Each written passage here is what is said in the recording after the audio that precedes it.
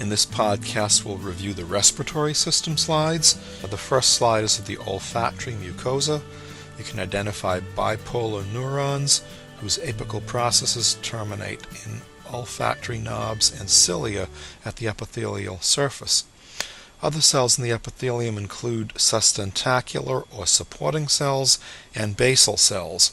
The nuclei of bipolar cells lie at various levels in the epithelium, but usually they are more deeply placed than those of the sustentacular cells. You can observe the ducts of serous glands of Bowman penetrating the epithelium.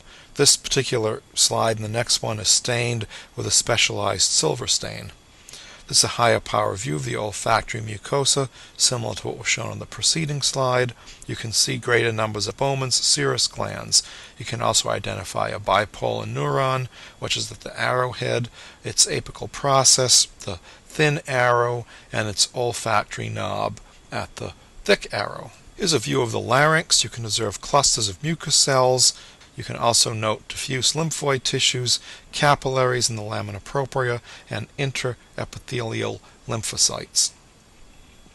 Here's a low-power view of the trachea. Here you can identify hyaline cartilage towards the bottom left and right of the field.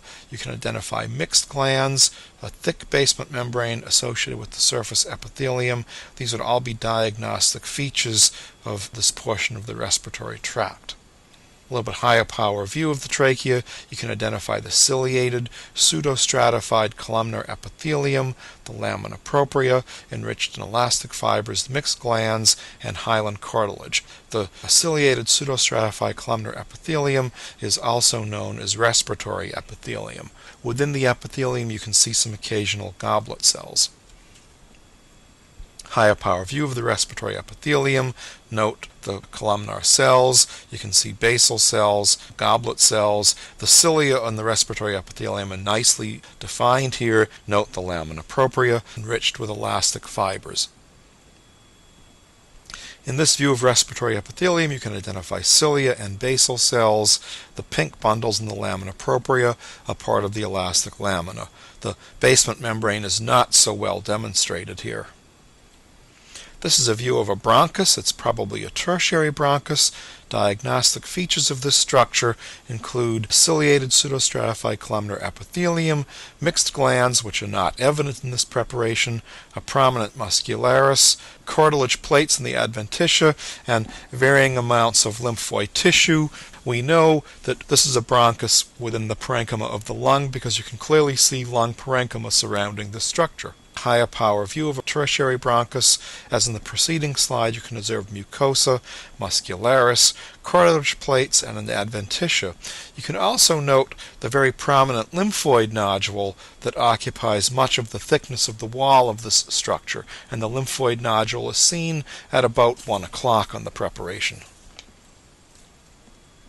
Here's a higher power view of the wall of a bronchus. You can identify the ciliated pseudostratified columnar epithelium, lamina propria, some smooth muscle of the muscularis, a lymphoid nodule, and cartilage plates. And just a higher power view of the preceding slide to observe the ciliated pseudostratified columnar epithelium, the lamina propria, some smooth muscle, and part of the cartilage plate. You can also note some diffuse lymphoid tissue. Here is a bronchiole. You can identify the bronchiole with the associated pulmonary artery at the below the bronchiole. There's a respiratory bronchiole at the very lower center part of the field, and of course there are numerous alveoli shown in this image. A higher power view of a bronchiole. The diagnostic features of the bronchiole include a highly folded epithelium, but here it's a simple columnar or cuboidal epithelium. The epithelium still has cilia at this level. There's a prominent muscularis. There are no glands and cartilage in bronchioles. You can observe the profile of a pulmonary artery on the left with its characteristic internal elastic lamina, which is just barely visible.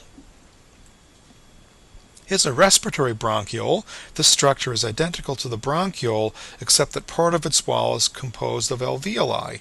Thin walls in the latter permit gas exchange. You can identify the alveolus associated with this wall of the respiratory bronchiole, and you can observe muscularis.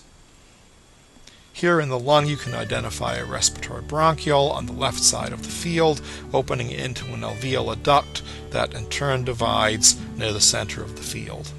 Here's an alveolar duct running diagonally across the field. Part of its wall of the parent respiratory bronchiole at the arrow can be seen. This is just an enlarged view in the preceding slide that demonstrates the extremely thin epithelial lining in the alveoli of the lung.